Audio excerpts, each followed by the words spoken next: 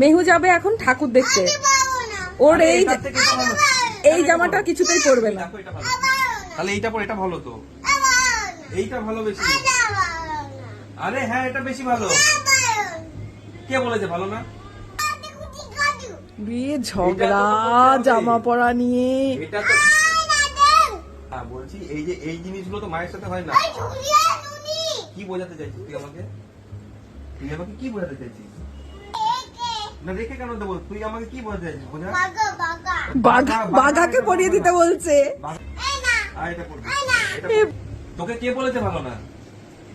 তো ফেলে দিতে চাইছে, দেখো। এটা কে বলেছে ভালো না? তুমি যেটা পড়েছো ওটা তো রেখে দেবো।